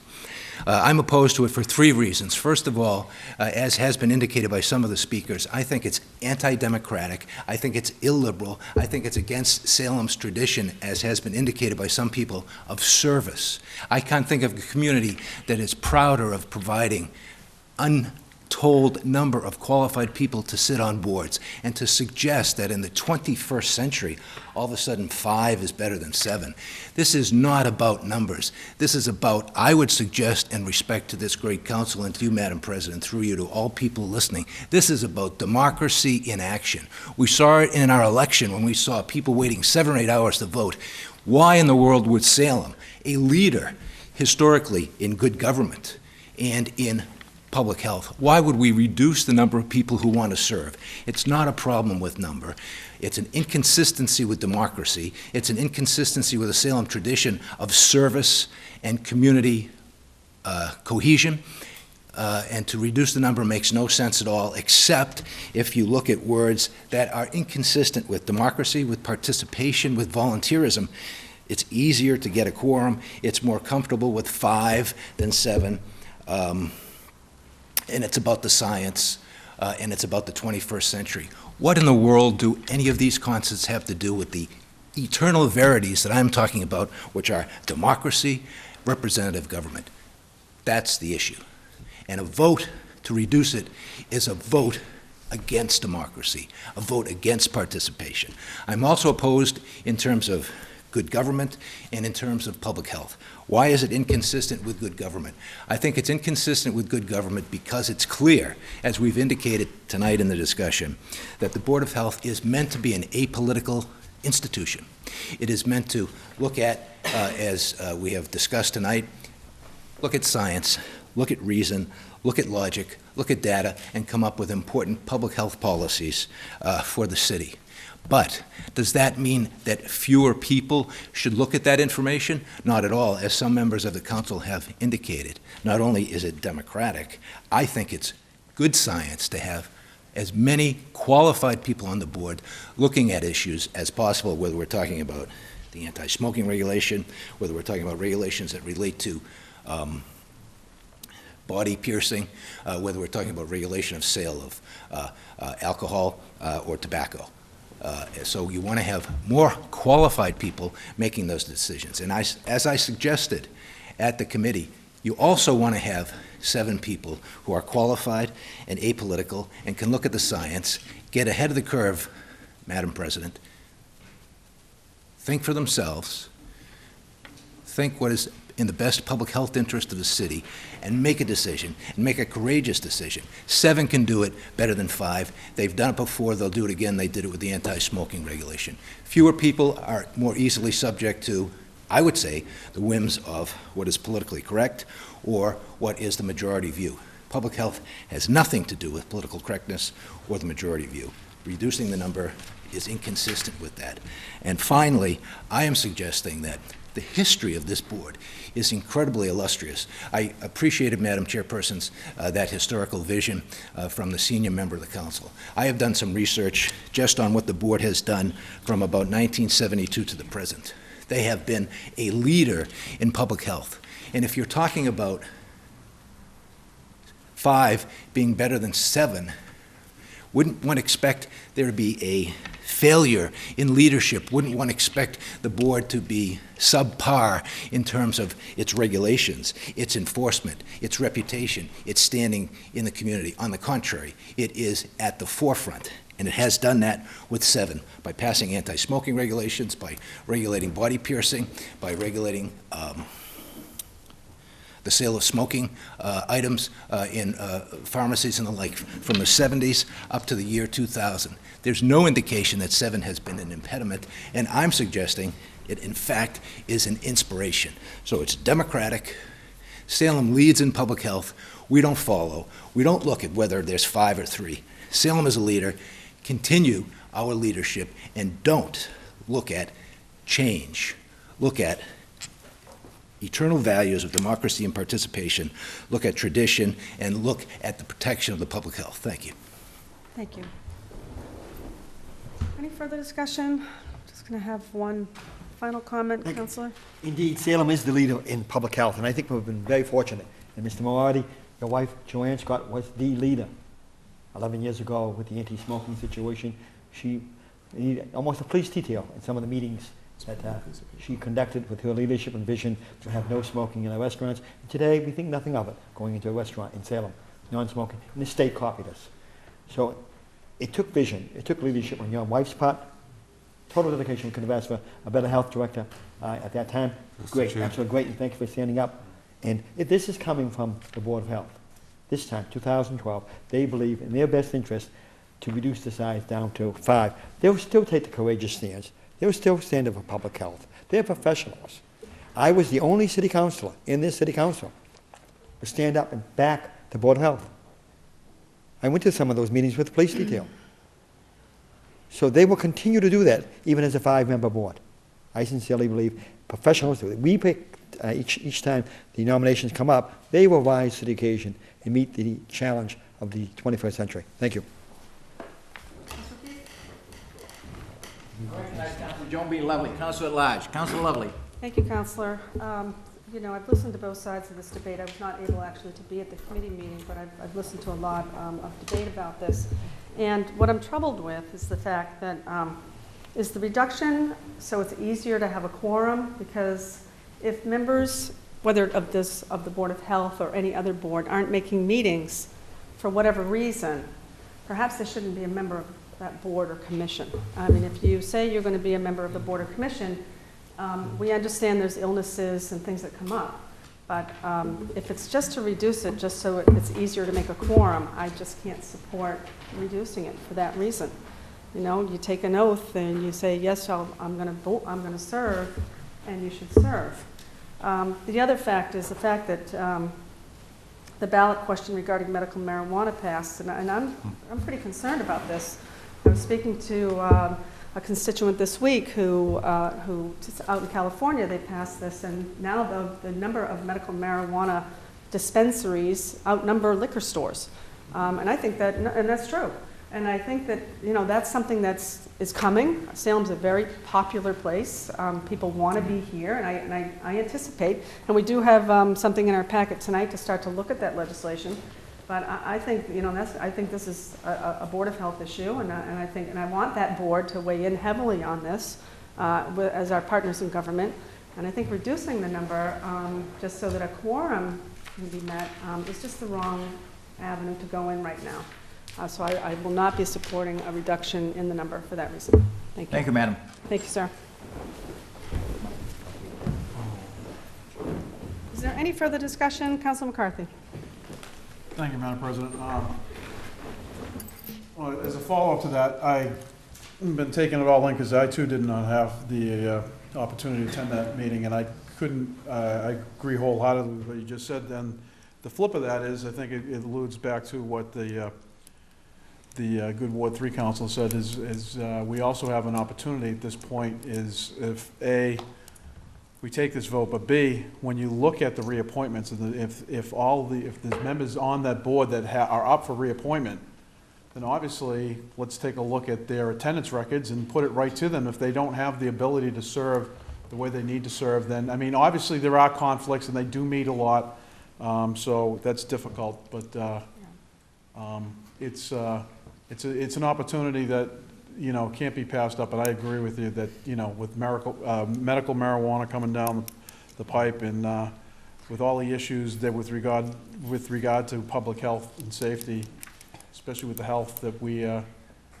take the time and, I agree, 7 is better than 5. I think that diversity works, and I think that, if members of the board are up for reappointment and they have an issue with the ability to attend meetings, I mean, obviously, the 11 of us in this room all took, when we decided to run for office, we knew what kind of a commitment it would be. And obviously, you get to a point where you realize that if the commitment outweighs your ability to perform your job the way you think it needs to be performed, you decide not to run again. So at that point, I think that, I agree with a lot of what's been said. Thank you, Councilor. Any further discussion? Councilor Terrio, one last remark. Thank you, Madam President. I do support the Board of Health's decision to request reducing their size to 5, but I will concur very strongly with the remarks of several of the other councilors here that the one thing that does concern me, I see based on historical precedent and tradition in this town for decades prior to 1972, and going forward in other places, I see no reason from that end why a 5-member board wouldn't be sufficient. That said, I think it's paramount that regardless of the size of the board, whether we have a 5-member board, a 3-member board, or a 7-member board, that board be comprised of people who are properly appointed and who are committed to their job. That is something that concerns me from what we saw in discussion in the committee meeting. That is an issue, and I think that is something that does need to be addressed by the city. We need to make sure that regardless of the size of the board, the members of it, in order to operate effectively, they have to all be able to attend. They have to almost all, if not all meetings. They have to be committed to it, and they have to be willing to do the job even once they're appointed. If they're not, if they're not able to make the meetings, they should step down in favor of somebody else. And also with that is when their terms are up, they should be properly reappointed, and I might not be aware of this being new to the council, but I would hope that either the method by which they're appointed, they would serve until they retire or are removed or reappointed routinely. So that does concern me. Thank you, Councilor. Move the question, Madam President. We're all set? Yep. Okay. By roll call vote, Madam Yes, we had 3 hands for a roll call vote. Madam City Clerk, would you please call the roll? Councilor Carr? No. Councilor Fury? I apologize. Yes. We're voting for the reduction of the board. Yes. So Councilor Carr said no. he said no to reduce. Yes. Yes, thank you. Councilor O'Keefe? Yes. Councilor McCarthy? No. Councilor Ryan? No. Councilor Sargent? No. Counselor Siegel, No. Counselor Sosnowski, No? Counselor Terrio, Yes. Counselor Lovely. No.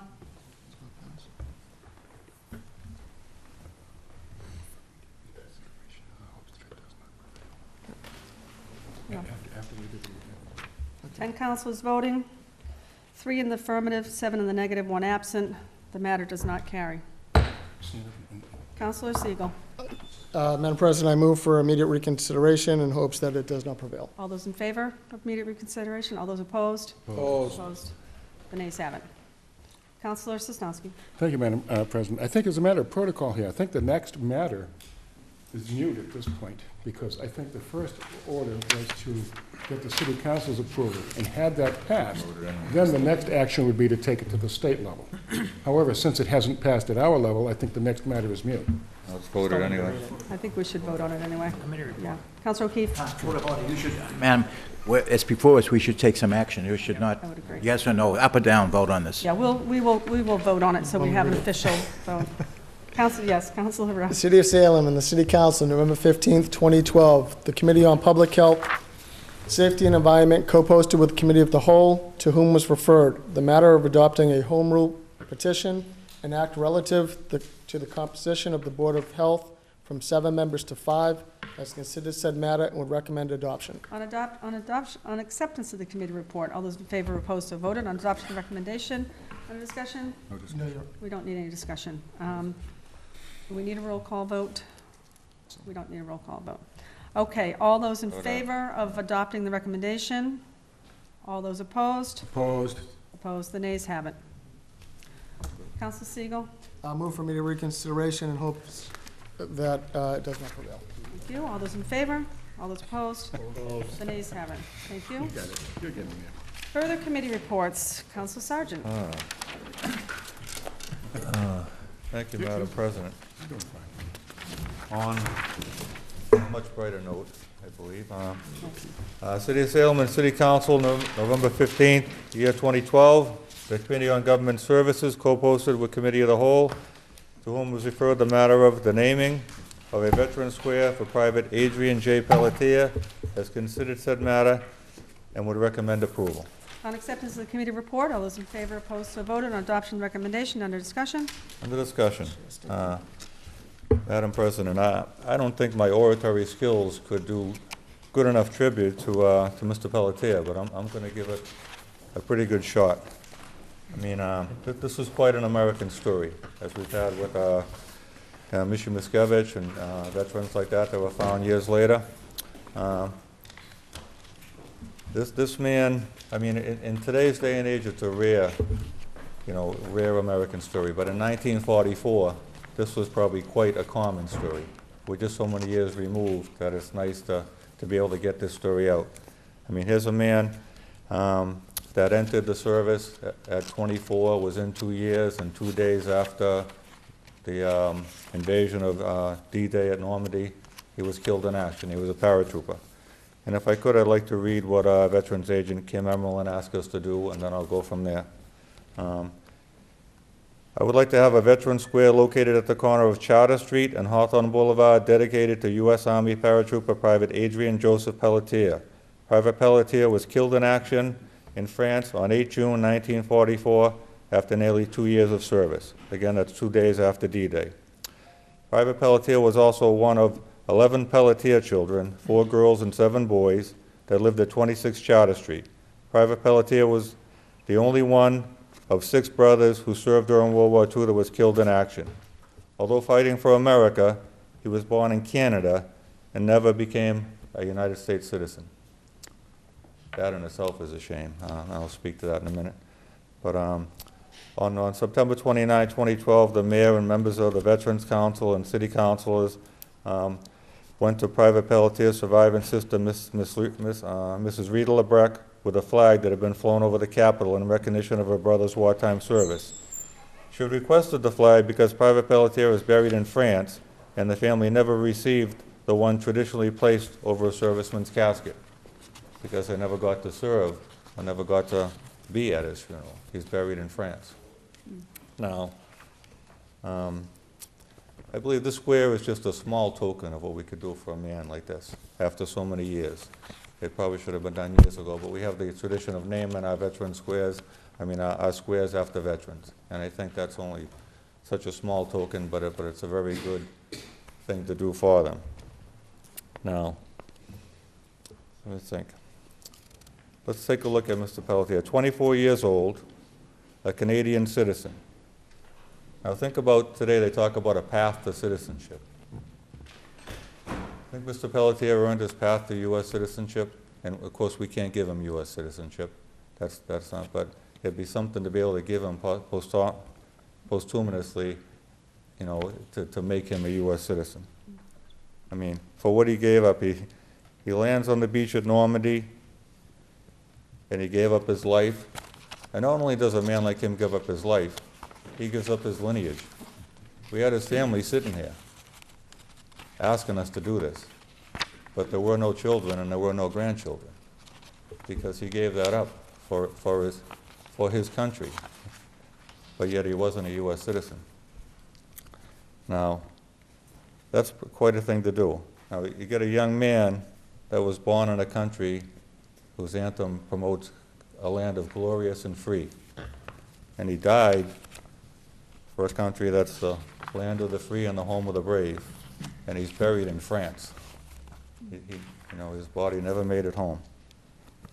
Now, with all that said, what do we have that we can say to our veterans? You just look them in the eye and say thank you. I mean, it's 2 words and 8 letters, but when they're said to a veteran, it's so much more than just those words and those letters. Just to look them in the eye, and people say, what do we say to a veteran? Just say thank you. And we just did that November 11th at Salem High School to many, and there's many more to come. But, to the veterans past, present, and future, and to Adrian Joseph Pelletier, we say thank you by giving him a veteran square. But really, we say thank you because he earned a veteran square, and that's our way of thanking him. So, thank you. Thank you, Counselor. Any further discussion? Counselor Sosnowski. Thank you, Madam President. I have the honor of being the City Council's representative to the Salem Veterans Council. I think myself and Councilor O'Keefe are the only veterans currently sitting on the council. All right, this is going to be something that I would take great pleasure in doing. I have absolutely no hesitation and thoroughly support this request, both for the family, both for the veterans, in past and in the future. And just a point of just a little added detail here. At our last veterans service we had here at Memorial Day, not Memorial Day, excuse me, Veterans Day here, right, November 11th at the high school. Had everybody been able to attend, and we even had people coming that were veterans from World War II attending, so you can imagine their age. If everybody had been there, we would have been just under 80 people that we recognized for giving the Salem Award to. And the Salem Award essentially is you had to have been living in Salem at the time you enlisted for that particular conflict. All right, and it's just absolutely amazing, and I'm so proud to be part of it. Thank you. Thank you, Counselor. Counselor Fury. Madam President, your former boss used to always say at the State House, late J. Michael Wayne, every day should be Veterans Day. And he would cry at that situation because he meant it from his heart.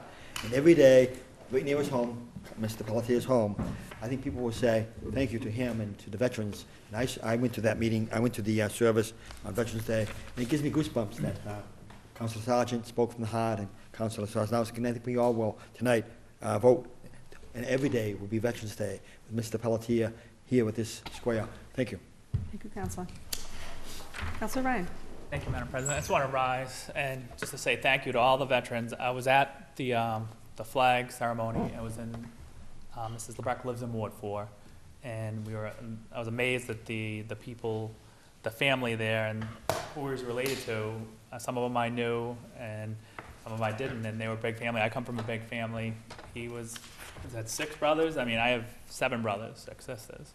And I have in my family 14. There's my little brother, not little, he's in his 30s, is a captain, a helicopter pilot in the Marines, and my sister just retired from the Army Reserves.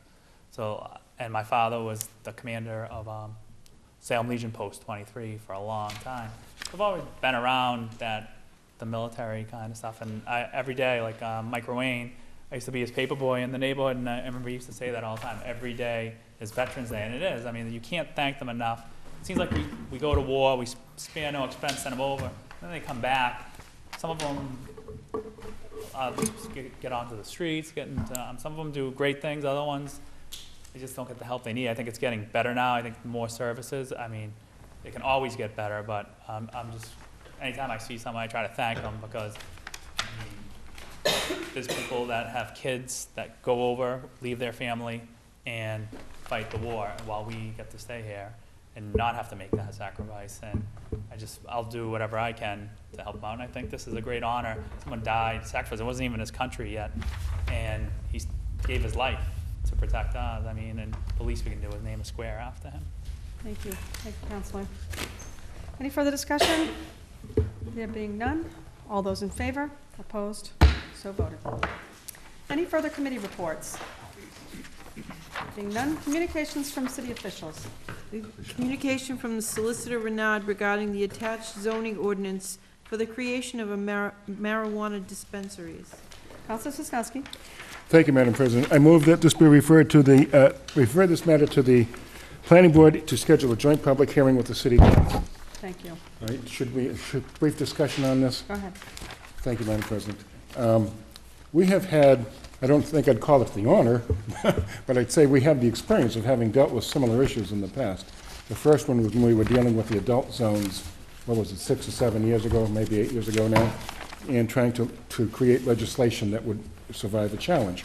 The second time was when, more recently, when Councilor Siegel and I think Councilor Pelletier were doing the stuff with the methadone clinics. So we're pretty, sadly, we're well practiced in trying to protect the neighborhoods. All right, and toward that end, we actually have something that's already very well worded, very well hammered out, and so now what we need to do, we shouldn't really delay this, because we need to do this as soon as possible to protect all the neighborhoods. Toward that end, we'll schedule the joint meeting. Anybody that has any questions about any phase of this, they can ask it at that point in time, and we can go from there. Thank you, Madam President. Thank you. Thank you. All those in favor? Opposed? So voted. Petitions.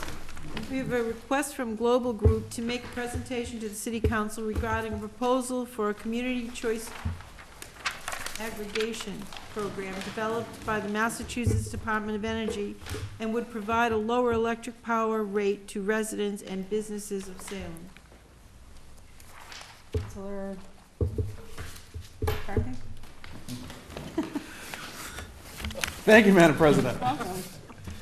I move that this matter be referred to any committee but Finance. Committee of the Whole? Probably the Committee of the Whole. Okay. Under discussion? I think it's a unique opportunity, and obviously, I made a joke about it, but if there's a group that's going to come in and potentially try to lower the electric power rates for any of our residents, obviously I think it's a worthwhile endeavor, and I think that the committee should take this up and have them come in and have the presentation and see what can be done with regards to that possibility. Thank you. Any further discussion? The matter be referred to the Committee of the Whole to invite the Global Group in to make their presentation. All those in favor? Opposed? So voted. Further petitions. We request from the Freemasons to reserve 4 parking spaces near 70 Washington Street for blood drives to be held on February 13th, April 10th, and June 12th. Councilor Sosnowski. Thank you, Madam President. I move that this matter be approved. Under discussion? Yes, thank you, Madam President. This is, they've done this every year for, I can't remember how many years now. And this is just going to be the 2013's version of their drive. So it's a formality. Thank you. Thank you. Any further discussion? There being none, all those in favor? Opposed? So voted. Further petitions. We have a Tag Day license application. Councilor Sosnowski. Thank you, Madam President. I move these matters be referred to the Committee on Ordinances, Licenses, and Legal Affairs. Thank you. All those in favor? Opposed? So voted. Further petitions. We have 5 claims. Councilor Sosnowski. Thank you, Madam President. I move that these matters be referred to the Committee on Ordinances, Licenses, and Legal Affairs. Thank you. All those in favor? Opposed? So voted. We're there. Unfinished business, none. Counselor O'Keefe. Move adjournment of the city council. Counselor O'Keefe moves to adjourn. All in favor, opposed, we are adjourned. Thank you.